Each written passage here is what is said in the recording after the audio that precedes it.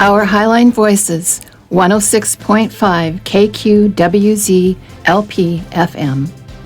Connecting Highline and our region. Share your story. Our Highline Voices, history, cultural heritage, art, performances, contemporary, pop culture. We are very motivated to provide a vibrant community museum and authentic social gathering place.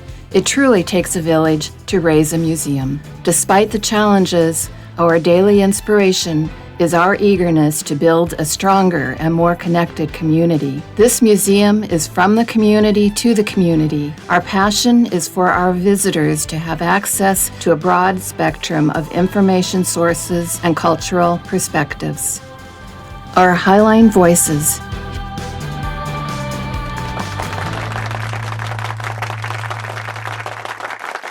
Hi, everyone. My name is Nancy. I'm the director of the Highline Heritage Museum, and we are excited once again to have you here with us. Today, we have a very special guest. Everyone is special. Everyone will be a special guest for us. But today, we have a really, really cool topic that we'd like to address, and I'm going to let our guest to introduce herself and the project that she works with, and we take it from there. Okay. Well, thank you, Nancy, and thank you to the Highline Heritage Museum. You've been very impressive. My name is Charlette Lefevre. I am director of the Northwest Museum of Legends and Lore, which was formerly named the Seattle Museum of the Mysteries. And it was established in 2005, kind of from a lecture group following another radio show that was popular at the time called the Art Bell radio show. And we just became a little museum, community museum, and we had a lot of fun, exciting times, not only following the topics of the radio show, the paranormal, the unusual, but that was exciting for us. I kind of have a science background, and I was intrigued because the topics were intriguing. They involved a lot of history about experiences and research. And that was intriguing to me because whether, I was working in computer services, and a variety of areas, but when I got home, I would listen to the radio, and it was very intelligent and interesting. It helped me connect to other people and other communities and other cultures and other experiences. And that's kind of what started kind of my background in research. And I'm always very intrigued when other museums, they wonderfully pick up on mysteries that happened or situations. And it is kind of like an explorers group. And that's always very much intrigued me and excited. And it's been a lot of fun. When I first met you and then started learning more about your organization, it was so cool. And I was like, oh, something that you grew up with, something that you intrigue. I used to have encyclopedias on back then before the internet, like researching all the different stories and mysteries and so I've always been intrigued by it. And I know I'm not the only one. I know there all of us had that side of us that is like, oh, this is a mystery. What is, whether you believe it or not, is that seed in your mind, is this true? Is this real? And then you just be more curious. And I think that's, to me, is like a platform, an area where you allow everyone or have permission to give permission to everyone to be curious and to be fascinated, and then they just start asking more questions. And so that's the next question I got for you is like, what are the areas that get you excited when presenting stories to the public? What is the part that is like, Is that a little bit of a joy? Is something that is just an extension of, maybe raising up, maybe you were raised like this, maybe you got somebody who was telling stories to you, or it is just something organically is in you that just like, no, I just want to share something, and this is the reason why. So what gets you excited when you're sharing something to the public? Well, I think unlike other storytellers, I am an incredibly shy person. So I wasn't really that much involved in theater or presenting, and I admire anyone um, who can start a radio show or get up in front of a podium or anything like that. Um, I I think what and I didn't know if you grew up with TV shows like the X Files or Detectives or Nancy Drew, but what excites me in presenting stories is perhaps information that has never been heard before or has some merit in maybe protecting the public or just getting to the truth. It's like, okay. But even also, I want to let you know there's stories where I believe, but it's when people share their stories or their personal experiences, um, perhaps on the subjective area, more subjective than the hardcore photography or something that's documented. That helps validate another person's experience. So if a person has a sighting or an experience, they're an experiencer or an abductee, believe it or not, there are groups and there used to be much more discussion in person with not just museums, but like the Mutual UFO Network. This was the time before the internet. But definitely the radio shows, groups, organizations, radio shows.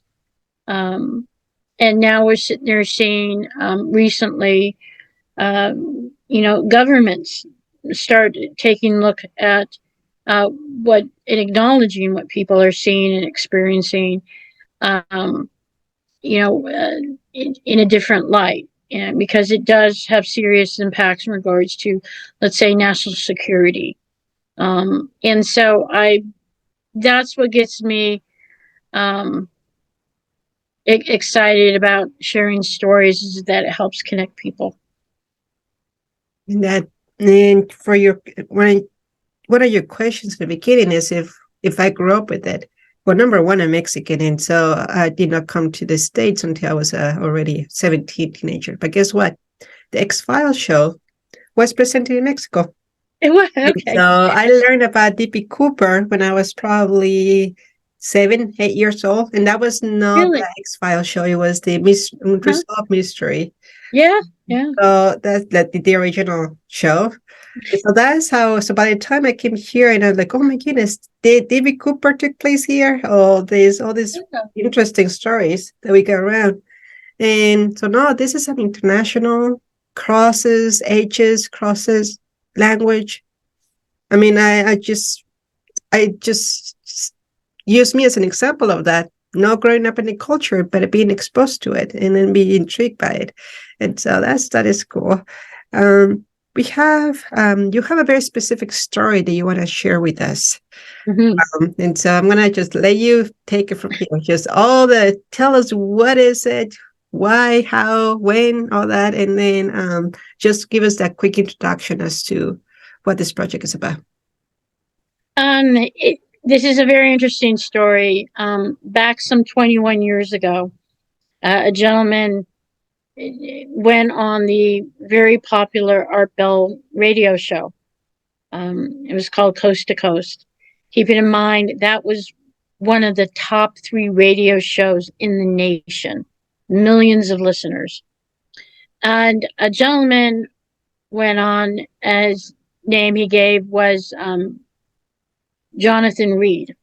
And he claimed to have an experience with an alien here in the mountains of the Northwest when he was out hiking with his dog. He claims his dog was imploded or killed by this alien, and he had taken attacked this alien, presumably killed it and took it back with him home, and had taken some photos.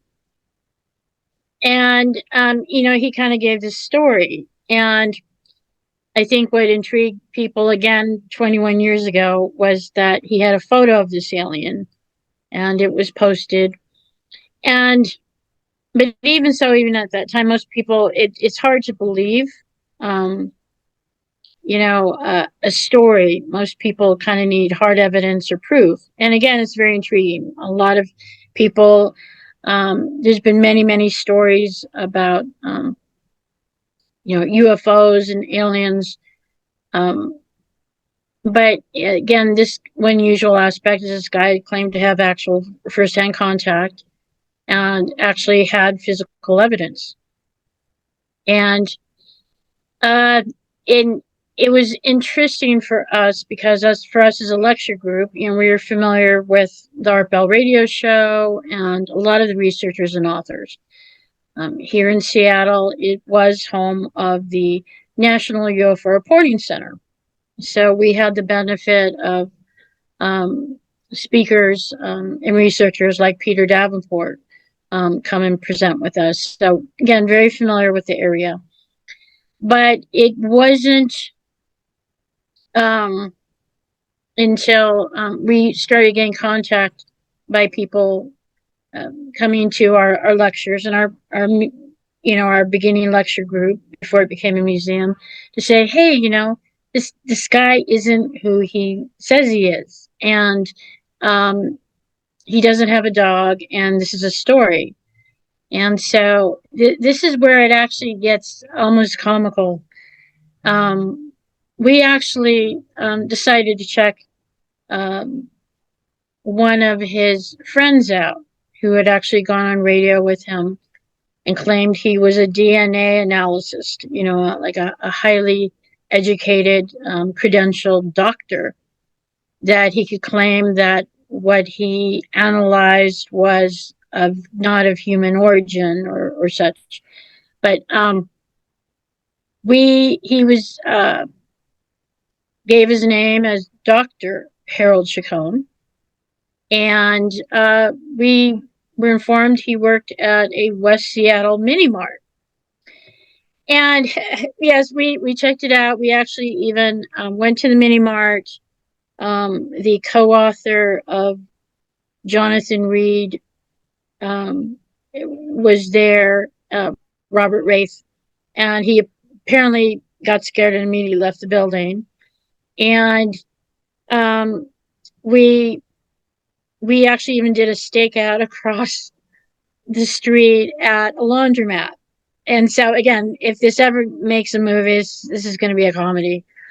But it was unfortunate. It was disappointing because I actually went into the mini mart to introduce myself to confirm Harold Chacon was an actual worker there, and he was eating a bag of Cheetos.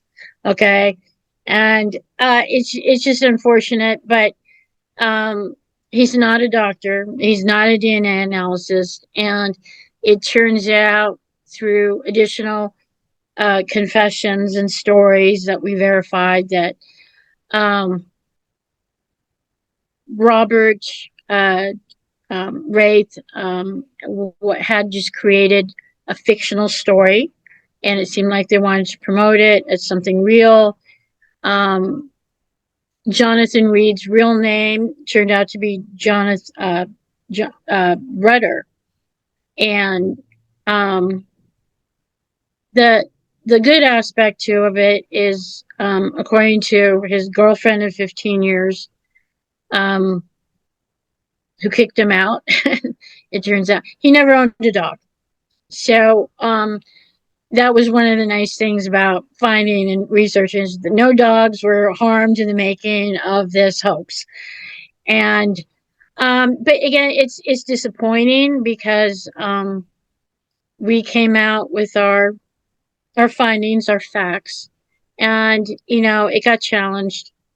Um, and my understanding is Jonathan Reed, real name writer, actually moved to Mexico and is still, unfortunately, continuing to promote his story and his book. One can look at an aspect of, oh, this is just a story, it's not hurting anybody, but at the same time, it's consumer fraud.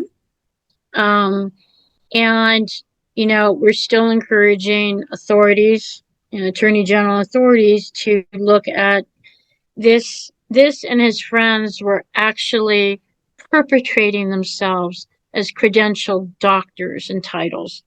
And that's false information. And that could also be looked as it's fraud.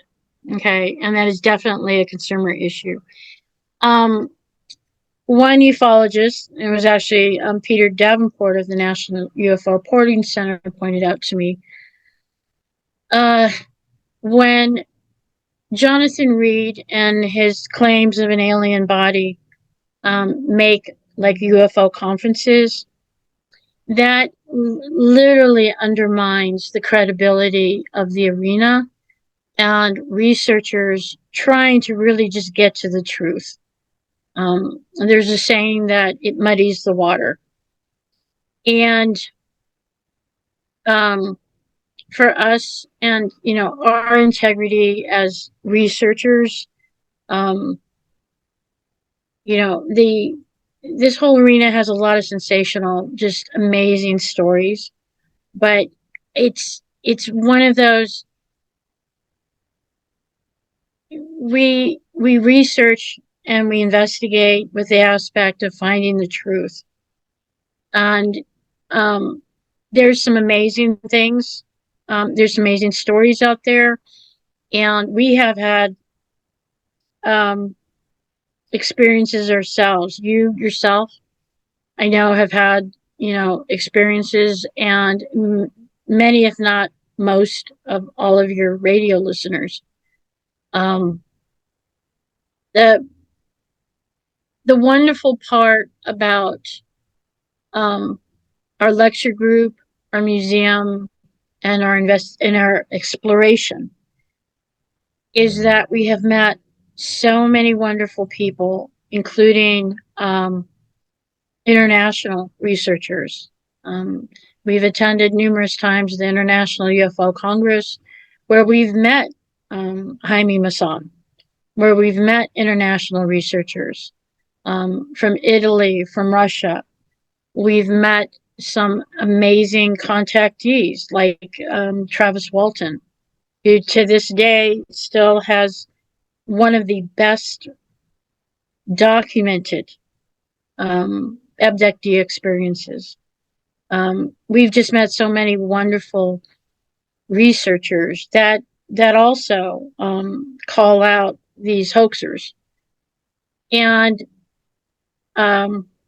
so again, that was 21 years ago. We put our research and our findings and investigation on our website. But Nancy, maybe you can speak to, we were surprised, I think as everybody internationally, to hear the recent news of aliens being revealed at the Mexican Congress. Can you, I need you to tell me about that, because you have so much more contacts information on that.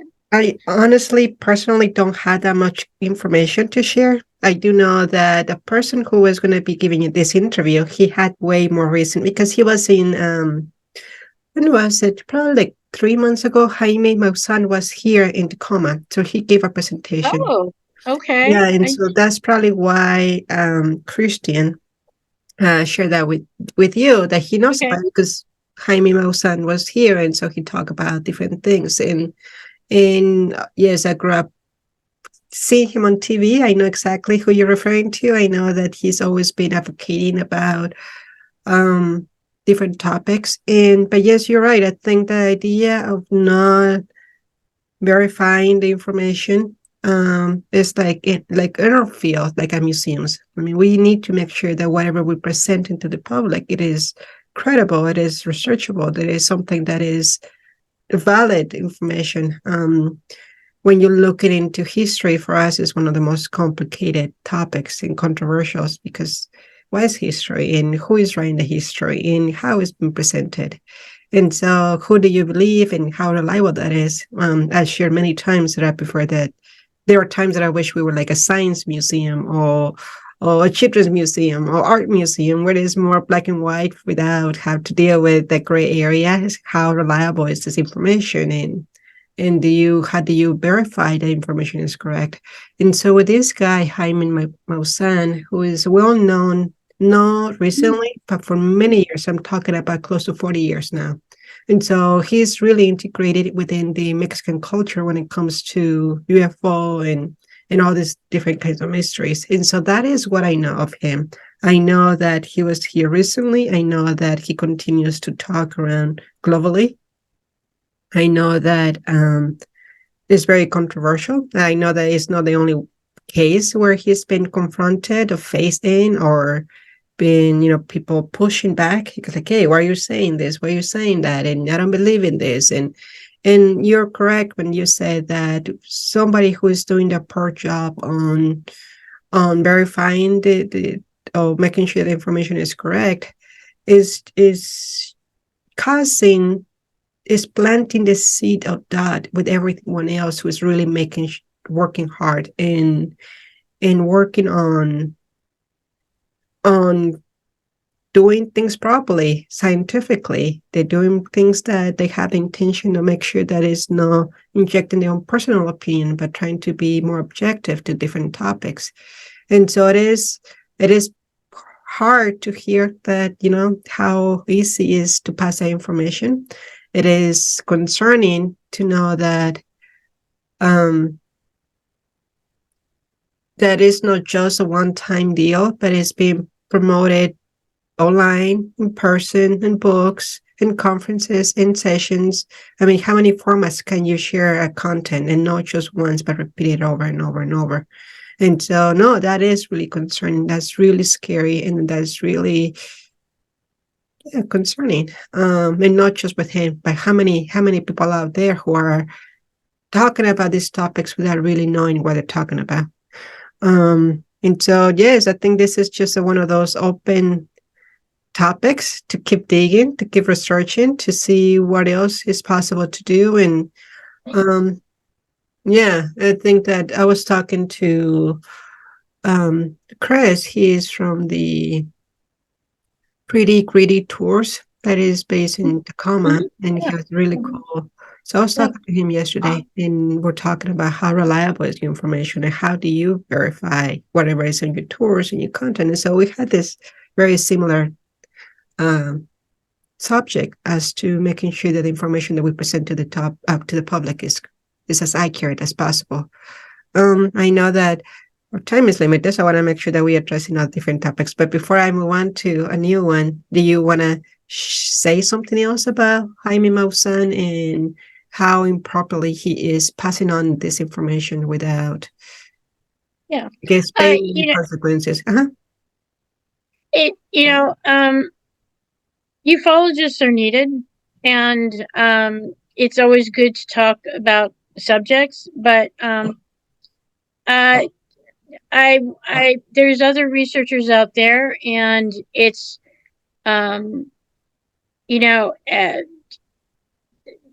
it's great. Other researchers are tasking each other, and how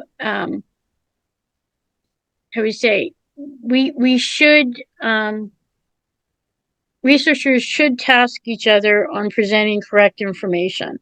And so is Hae Manan. Yes, he's well known, and he's done a lot of great work. He's very high profile, but at the same time, it's it would have been better if he had really researched the backgrounds of these so-called bodies, and have other credible credentialed researchers, plus also respect the culture of the area of where the bodies came from.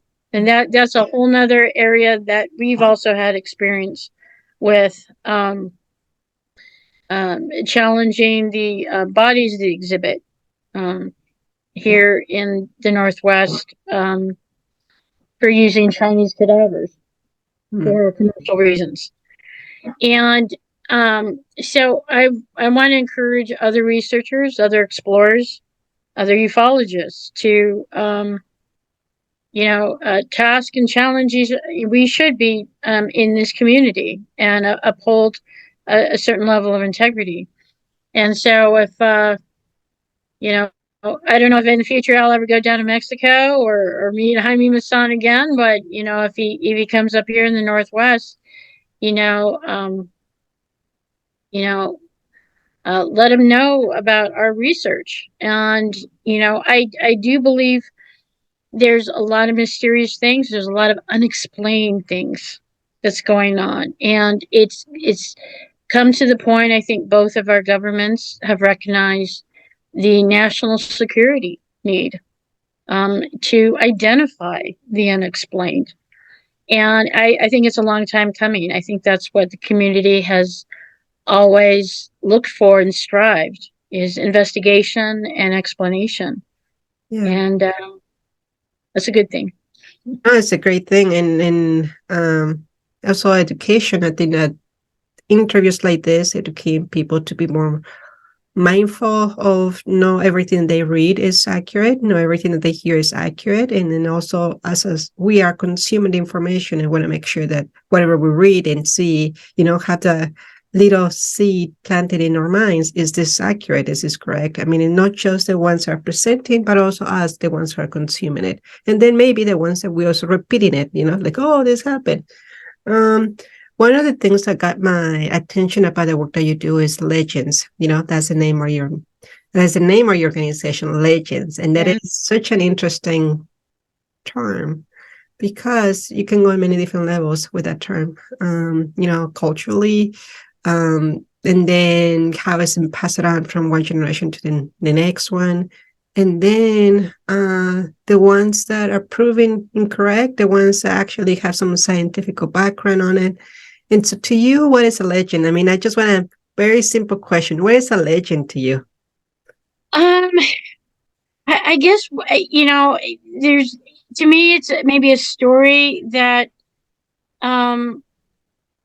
like you said, may have some kind of cultural background, but it's a story, and it's a piece of history that continues into the next generations. And it's, to me, also, it's a story, or a mystery that hasn't been solved or discovered or fully explored.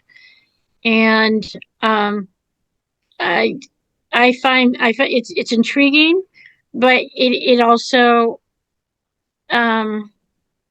it's so worthwhile to pass that information forward to the next generation and other explorers and researchers, because from that we can build on and find out, is the legend of Mel's Hole, is that really a volcanic vent hole? Does that lead to new discoveries of new bacteria that can be used as medicine? Or is there something more going on? Is all the different aspects? What do we have? What lights? What is the explanation for lights in our skies? There was a crop circle in the Northwest. We learn from previous researchers and previous generations, and to me, legends, not only in the Northwest but from other countries. How do they connect, and how do they support each other, or explain things?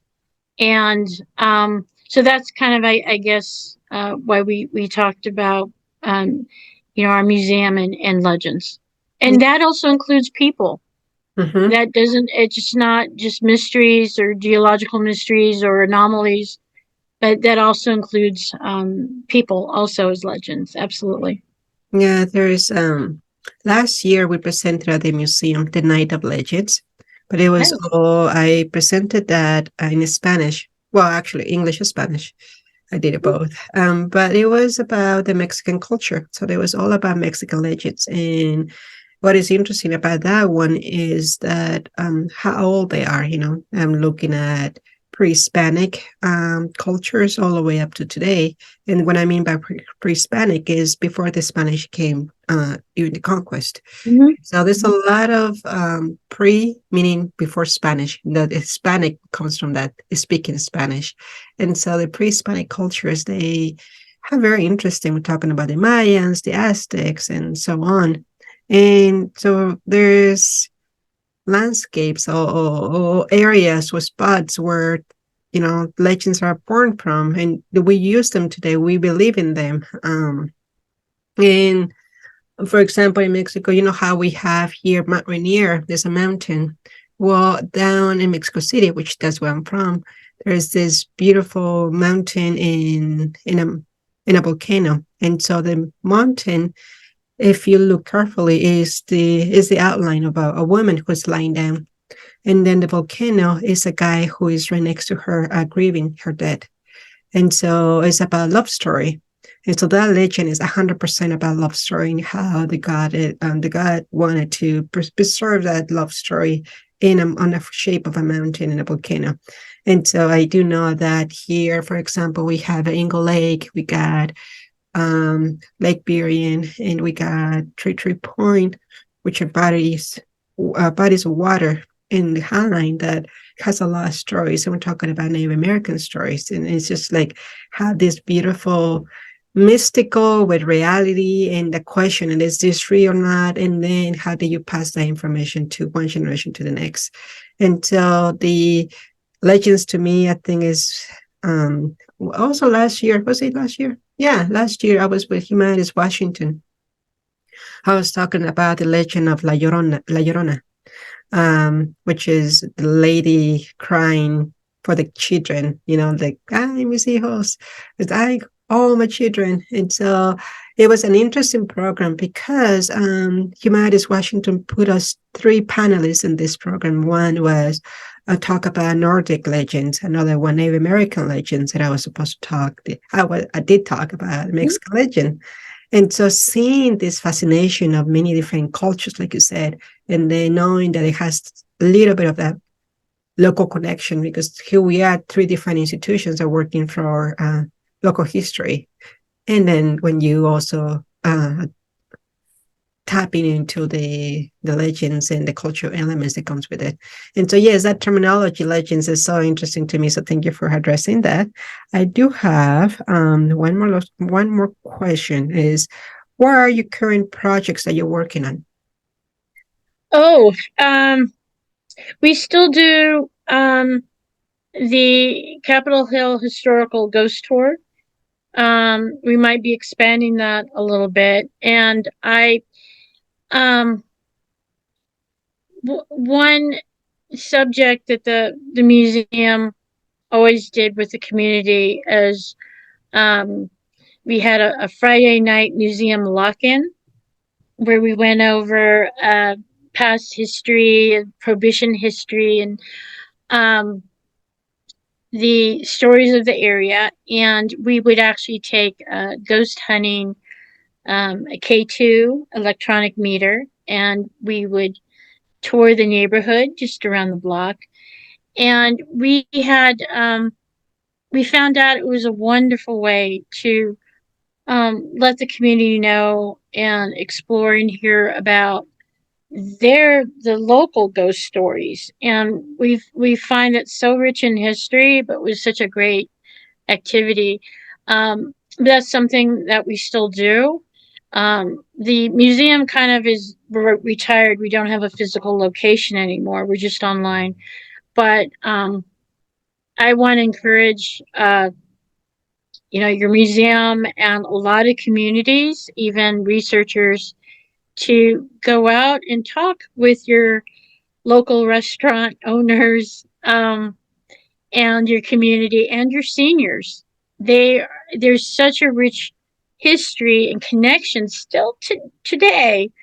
Um, uh, we it's exciting and we love it.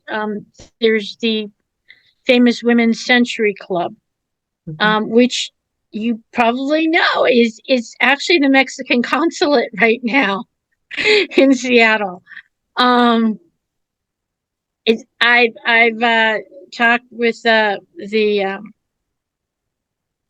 consulate there, and it apprised him that he is in one of the most haunted buildings in Seattle. It's not me saying that. It's for many years the ghost of Bertha Knight Landis. She was one of the nation's first woman mayors back in 1926.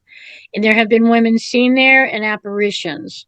Things have moved, doors have locked, numerous stories. So again, it's not me saying this. It's very highly active. I'm just, but it's another example of how we're still active as a museum and doing something as simple as a ghost tour. No, that's great. I think that another very interesting topic. And in fact, I don't think I can make the statement that I believe on it, especially when I'm representing an institution. I don't think I can say that. And even in a personal level, I don't know if I believe on it. But I was born 80% deaf. I did not have my hearing aids. And so a lot of my experience growing up was, and then I had my hearing aids until I was 8. And so I wasn't able to speak. And so my way of communication was through energies, like feeling in body language and reading lips. And so for me to engage and interact with what was around me, I had to be open, completely open to, I walk into a space and I'll feel, oh, this is a place where it's a lot of density, it's really dense space, a dense energy here. I walk into a space where the oh, it's light, I can breathe, makes me relax, this is really refresh, and I like it, I'm comfortable. And then the places where you can tell there's been a lot of pain and a lot of stress. I didn't know how to classify any of that until I guess once I'm adult, like, oh, now I can make the connections, ABC. An example of that is hospitals, lawyer's office, Really? ways, transportations. Those are the spaces that you see hundreds of people passing by, and it's really, really, really dense. I had passed out before out of just too much on hospitals. It's just too much. And I just feel it. But then, part of the investigation that took place here at the museum, there was these ghost hunters, a team that came in here. And one of the areas that their equipment was speaking on was exactly where my desk is.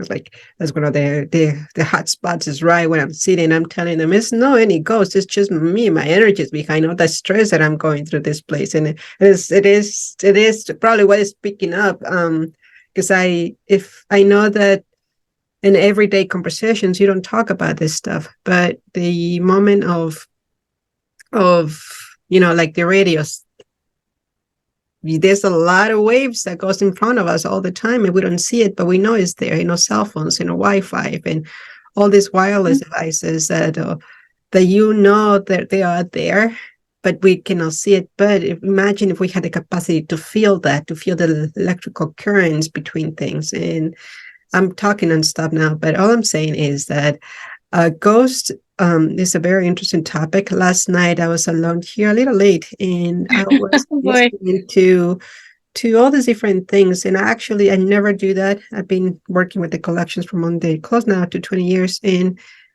I always hear things, but I cannot rely on my hearing because I'm not there yet. I'm not hearing 100% there, and so I'm still learning what all the sounds that things does. And so I learned not to rely on my hearing aid. But yesterday, oh my goodness, I was able to identify like something is in the collections room. Something is just throwing things in the collections room. You got you got a lot of spirits there. Well, I'm thinking. it's not the building because the building is brand new, but we do have our collections, and they are Okay. people that's been in generations prior to the current ones. And so there's something about it. That's what I mean. Energies, ghosts, all these different topics that you go into, and then yeah. So I know that we brought in the team with the scientific equipment, and there's a whole recording about how it took place and how did they the methodology how they actually their approach to the investigation. So it was really interesting to see that. It's not confirming or denying, yes, we have something or not. It's more about this is the interpretation. This is what they're finding. And it's not secure, it's not confirming, it's like a scientific proof, okay, this is what's happening. I gotta ask you, Nancy, are you feeling any spirits with you now in the radio studio? Not in this corner, but at the no, not in this specific corner. They're right behind the studio. The cabin is my desk. That's when you feel a little bit more of that. But then I also got my punching bag right there. And so I have my punching bag right next to my desk. And so it's also a lot of, frustration and a lot of release and everything there. And so I don't know. I'm talking too much about me, so this is about you, my friend. So I'm gonna go back to you. And well, I'm intrigued that you're now broadcasting a new radio show in a haunted space. That is actually kind of cool. You have a lot of the support of not only the community, but the spirits there, and that's kind of neat. Well, I actually like to think they're listening to you. I think that I don't think they are listening. I don't think about listening. I think there's also the energy behind it, placing those energies behind. But we had a haunted museum program here. The first year we opened the museum right before COVID. And that was a statement that, we got a lot of items and artifacts in our collections, and it's just been a really interesting activities. And then per my volunteers experiencing the space, that's when people started to say, okay, this is not normal. I mean, I know about the collections and I feel the collections, but I always keep it quiet. Like, I'm not going to share this. But when we opened the museum, I started experiencing how many people were saying something or feeling something or hearing something. And they were not, there were people that they haven't met or they haven't talked to each other. This is brand new, a person who's just visiting. And it's, oh, this is something weird about this place or this and that. And so that's when I started to get questioning, like, okay, one person, like me, for example, I'm just feeling something. Oh, another person might interpret something. But what happens when you get more than one people saying something is off, something is weird, something is not right here? And so that's why we brought in the investigation. But even with that, they want to come back again and do it because they found a lot of unexplainable questions, a lot of questions that are not answered properly. Oh, they know, that you had a satisfaction to know yes or no.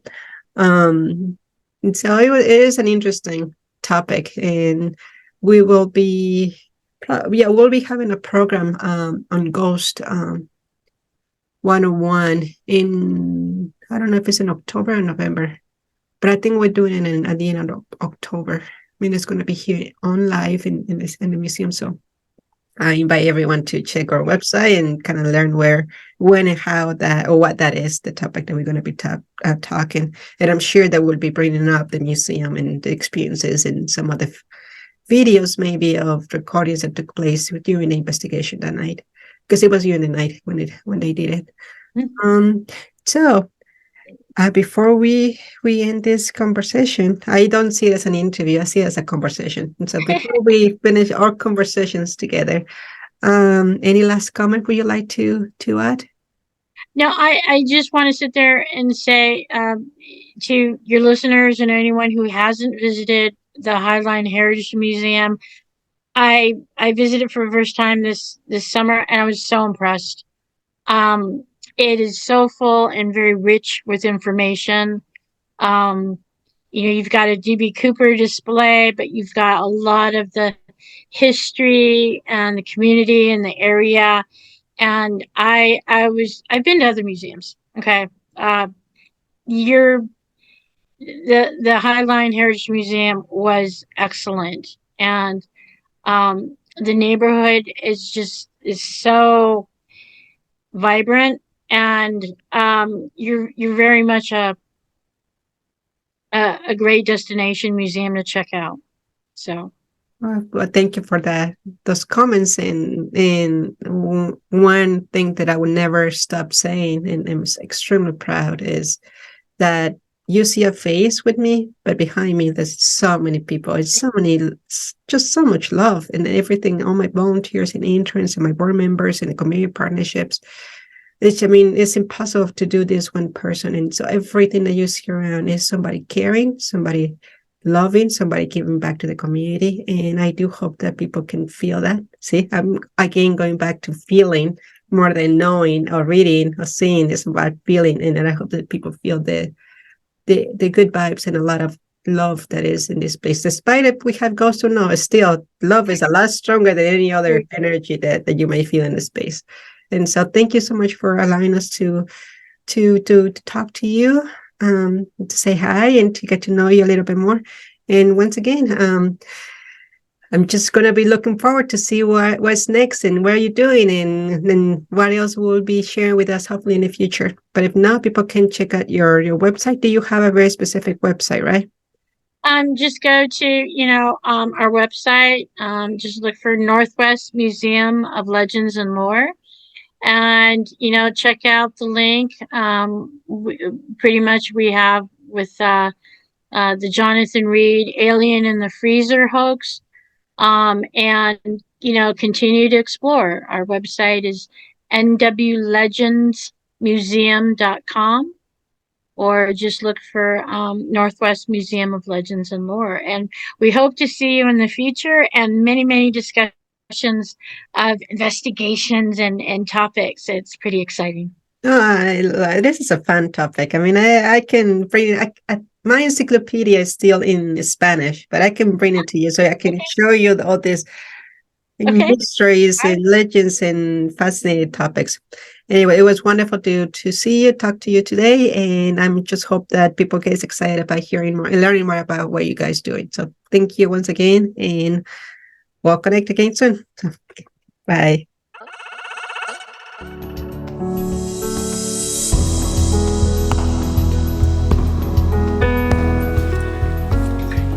Our Highline Voices, 106.5 KQWZ LP FM. We envision ourselves sitting at a round table where no one is the leader and stories are heard respectfully, regardless of gender, age, sexual orientation, disabilities, or ethnicity. We want to embrace our differences and similarities. We are creating a place where visitors can connect with the stories and each other. Our mission is, we collect, preserve, and tell the stories of the Highline region and its people. We want to extend our mission outside the walls of the museum. Our Highline Voices represents us all, honoring our past, celebrating our present, and uniting to cultivate our future. This project allows us to reach out to demographics who might be unable to visit the museum. People with disabilities, low-income families, people who don't trust museums, and more. In partnership, we are launching a locally programmed new radio station at the museum, featuring recorded and live Highline's heritage, history, culture, arts, and more. Are you interested in sharing your story? Email director@highlinemuseum.org.